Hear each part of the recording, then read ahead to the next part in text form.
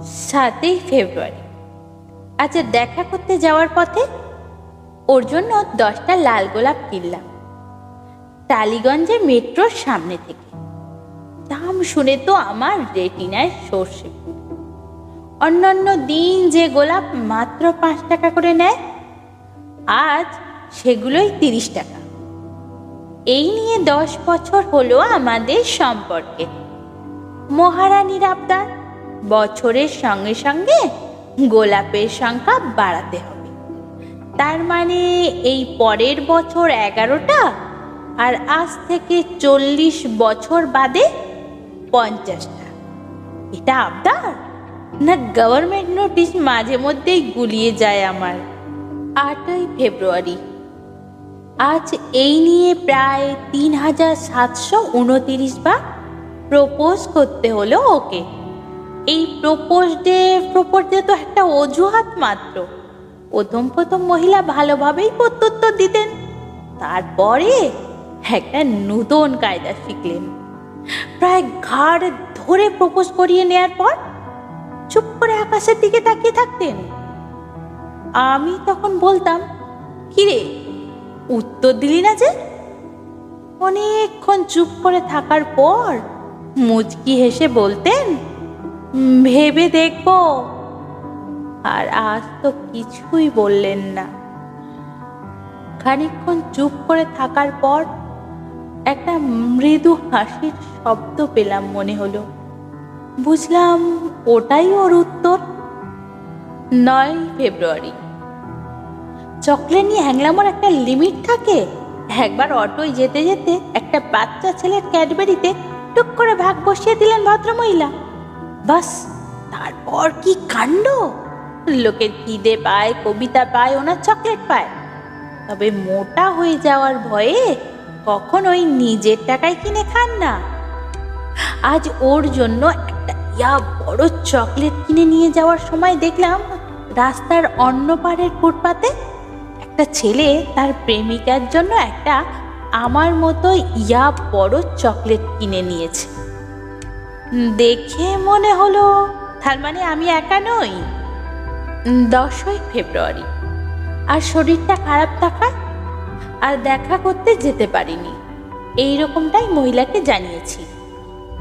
আসলে গোলাপ আর চকলেট তাও ঠিক আছে, কিন্তু এই বয়সে একটা বুড়ো লোক বাচ্চা ছেলে মেয়েদের মাঝখানে দাঁড়িয়ে গোলাপি আর হলুদ টেডিগুলোর মাঝে কোনটা বেশি নরম সেটা দেখার জন্য বাছাবাছি করছে, এটা কি মানা যায় বলুন তো? তাই এই টেডি ব্যাপারটা অনলাইনে কিনে ওর ঠিকানায় কুরিয়ার করে দিই।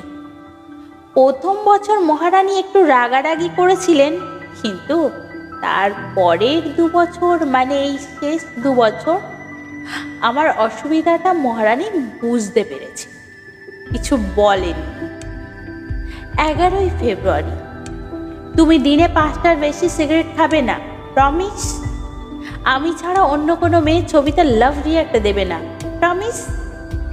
I like your salt and pepper look, so you are not going to dry your hair, promise?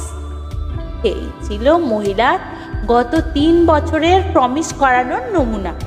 এই যত সামান্য প্রমিসিং এজেন্সিটা নিয়ে যে মানুষটা গত 3 বছর ধরে দিনের পর দিন আমাকে সহ্য করেছে, তাকে ভালো না বেঁচে থাকা যায় বলুন? তাই আজ আমি আগে ভাগেই বলে দিলাম, প্রমিস, তুই যা বলবি আমি তাই করব। শুনে মহিলা এতটাই হতভম্ব হয়ে গেলেন যে ঠোঁট থেকে আর কোনো কথাই বেরোলো না। 12ই ফেব্রুয়ারি। আজ একটা সিকিউরিটি গার্ড আমাদের দেখে কিছুক্ষণের জন্য থমকে গেল। মহিলা বরাবরের অভিযোগ আমার উচ্চতা নিয়ে। আমি যখন ওর পাশে হাঁটি তখন নাকি আমাকে জেঠু বলে মনে হয়। আমাকে জড়িয়ে ধরলে নাকি ওর মনে হয় উনি পাহাড়ে ওঠার প্র্যাকটিস করছেন। আজ ভদ্র মহিলাকে জড়িয়ে ধরতে হলো একটা বিশেষ কায়দায়। অবশ্য আর কোনো উপায় ছিল না। ঠিক সেই সময় ওই সিকিউরিটি গার্ড ভদ্রলোক এসে হাজির। উফ, আর সময় পেল না আসার। 13ই ফেব্রুয়ারি। এই ব্যাপারটা না ভীষণ ব্যক্তিগত, তবু আজ পর্যন্ত যতবার ভদ্রমহিলাকে চুমু খেয়েছি মনে হয়েছে বুকের ভেতর কেউ দামামা বাজিয়েছে। আজও তার অন্যতা হলো না। শুধুমাত্র সিকিউরিটি গার্ডটা এসবের মাঝখানে এসে পড়ে আরো একবার আমাদের দেখে অবাক চোখে তাকিয়ে রইল। কাউকে বোধহয় আগে এভাবে চুমু খেতে দেখেনি। কি করব? মহিলা যে মাটির নিচে কফিনের মধ্যে দিব্যি শুয়ে আছেন, চুমু খেতে গেলে আমাকে তো ঠোঁটটা মাটিতে ঠেকাতেই হবে। 14ই ফেব্রুয়ারি। গতকাল জড়িয়ে ধরার পর মাটি থেকে উঠে দেখি সমস্ত জামায় ধুলো লেগে আছে।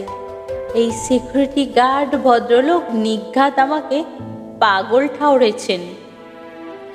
অনেক লোকের মুখে শুনেছি যার কেউ নেই তার ঈশ্বর আছেন, তবে আমি মনে করি যার কেউ নেই তার অপেক্ষা আছে। আর এই অপেক্ষা পারে সারা জীবনের মতো আলাদা হয়ে যাওয়া দুটো মানুষকে এক আকাশের তলায় সামনাসামনি দাঁড় করিয়ে দিতে।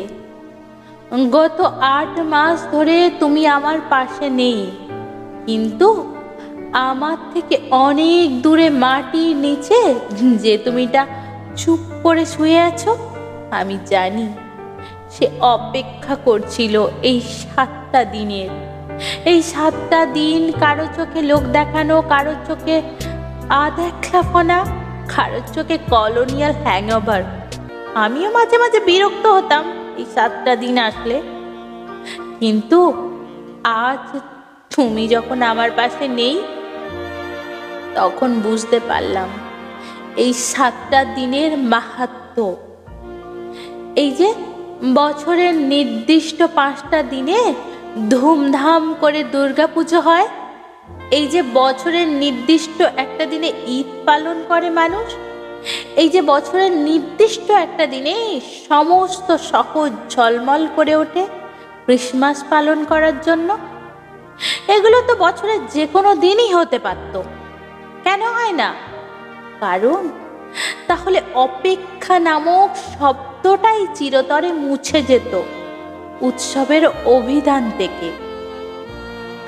আমরা যারা ভালোবাসাকে একটা ধর্ম হিসেবে মেনে নিয়েছি, তাদের কাছে এই 7টা দিন একটা ধর্মীয় উৎসব। ছোটবেলা থেকে আমি কোনোদিন ডায়েরি লিখিনি। গত 7ই ফেব্রুয়ারি রাতে প্রথম লিখতে বসেছিলাম, তাই গত 6 দিন যা যা লিখেছি সেগুলো পড়ে হাসি পেলেও সেটা সম্বরণ করার চেষ্টা করো।